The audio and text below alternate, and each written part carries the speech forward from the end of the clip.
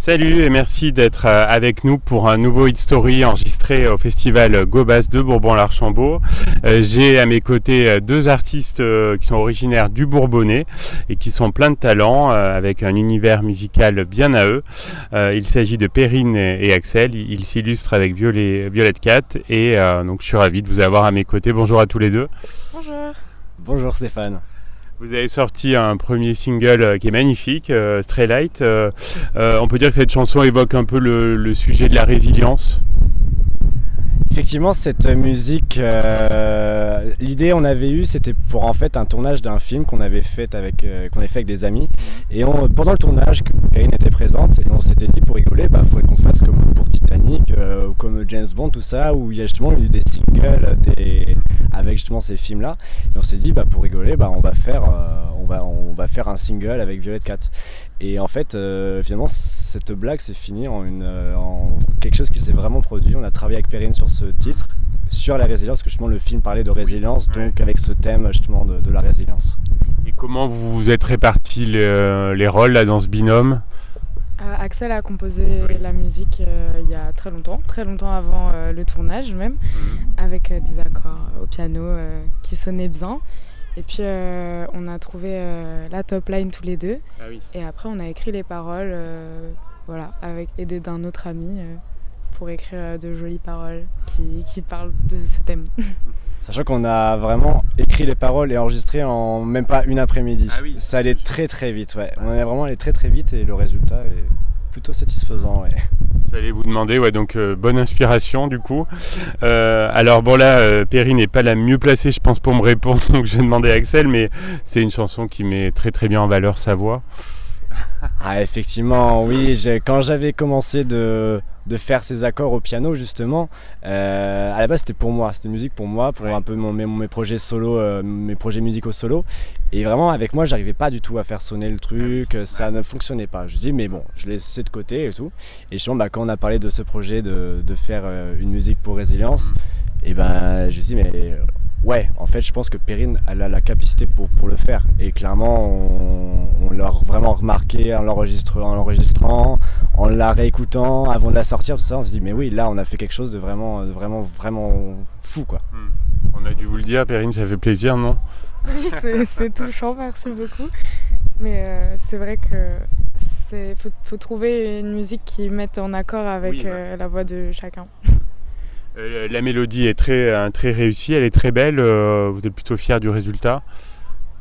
Complètement, Ouais. Je suis très contente et je trouve que ça sonne assez bien comme musique de film avec beaucoup de violons, etc. Et c'est vraiment ce qui me plaît comme style dans ce que j'écoute, donc c'est trop chouette comme première musique. Alors la chanson monte en puissance à la fin du morceau, c'est ce qui lui donne aussi sa force. Ouais justement, comme le thème de la chanson c'est la résilience, et justement la musique à la fois dans les paroles raconte la résilience, mais aussi en fait la musique en tant que telle raconte la résilience. Oui. C'est-à-dire vraiment de partir un peu de plus bas, où c'est tranquille, où c'est vraiment, on a l'impression que c'est une musique triste, mais en fait ça monte, et à la fin c'est explosif et c'est presque l'enthousiasme, je dirais pas non plus la joie, mais il y a quelque chose qui sort, et la musique représente effectivement aussi la résilience en tant que telle. C'était une évidence que la chanson soit en anglais. Plutôt. Ouais, ça sonne mieux. C'est pour une première chanson, je me sentais plus à l'aise d'écrire en anglais. C'est ce que j'écoute aussi principalement, donc ça aide. Et puis c'est difficile au début de mettre ces mots en français, c'est plus cru et les personnes voient tout de suite de quoi on parle. C'est plus personnel et c'est plus compliqué. Je me sentais pas trop au début. Oui, pour de prochaines chansons. Oui, bien sûr. Alors le clip est très sympa, on imagine qu'il a été tourné dans une forêt là dans le bocage bourbonnais, non ? Exactement, on l'avait tourné en une après-midi c'était vers l'Allier, vers la rivière l'Allier. Et justement, c'était un spot qu'on s'était servi d'ailleurs pour le tournage du film. C'était un spot qu'on voit un peu dans quelques séquences du film, que je trouve vraiment sympa. Il y a vraiment un côté à la fois désertique, mais aussi avec des forêts. Et je trouvais pareil, le lieu, ça représente complètement la résilience, avec vraiment en plus une image très jaune, et justement qui allait vraiment avec le thème du film, qui est un film post-apocalyptique. Et ouais, le tournage s'est vraiment très bien passé. On avait perdu les lunettes de notre cadreuse Lauriane, évidemment qu'on embrasse très fort. Mais ouais, c'était très sympa comme tournage. Vous les avez retrouvés? On les a retrouvés, on a failli marcher dessus, mais elle les a avec elle.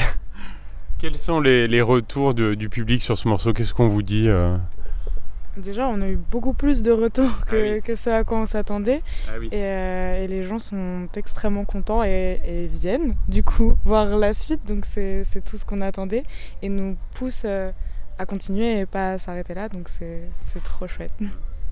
On imagine que c'est une grande fierté pour vous d'être là donc, au festival Gobas. En plus, bon, Axel, tu fais partie de l'organisation du festival.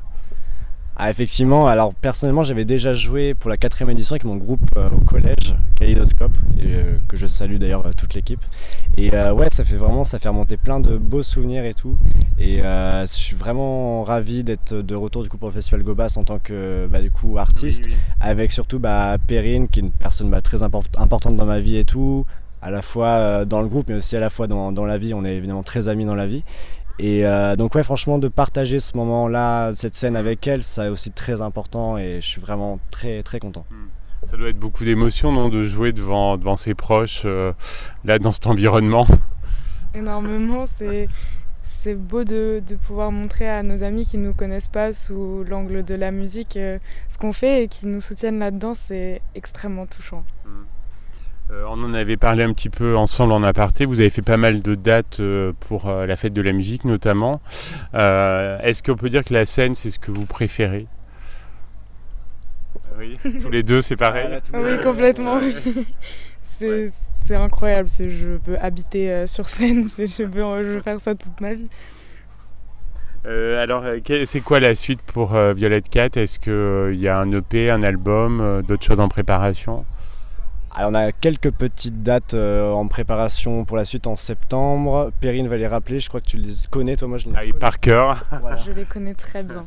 C'est le 7 septembre à Bourbon-l'Archambault, Oui. le 15 septembre pour le festival de l'Ursie-Lévy Oui. et le 6 octobre au Théâtre de Moulins. Ok, donc il y a d'autres morceaux là, oui, qui sont prêts.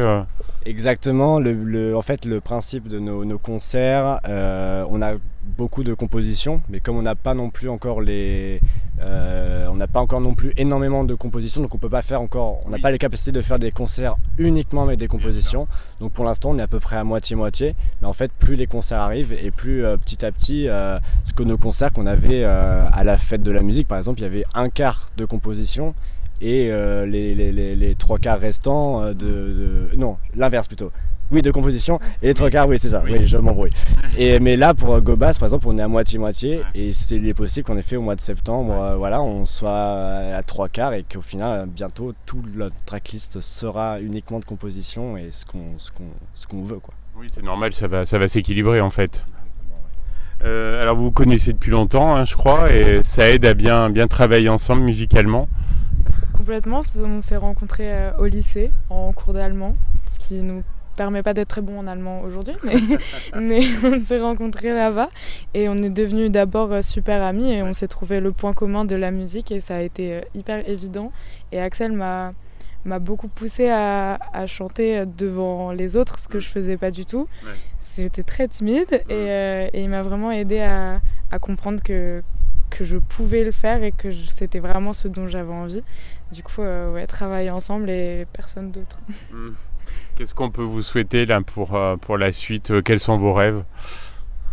Il y a évidemment le projet d'un album, ça c'est vraiment, on y travaille dur, on commence vraiment à essayer de chercher un peu l'univers visuel qu'on voudrait y mettre, l'univers musical, quel thème un peu central on voudrait y mettre. Donc ouais, l'album et puis un jour trouver un label, faire vraiment une tournée et tout, des festivals, des salles de concert, ça c'est vraiment... c'est la ligne directrice, c'est ce qu'on veut toucher et c'est ce qu'on va toucher. Ouais. On le sent. Je vous souhaite tout le bonheur du monde, vous le méritez. Et puis à très bientôt, on va suivre avec attention votre carrière sur Logos FM. Merci encore. Merci beaucoup. Merci beaucoup.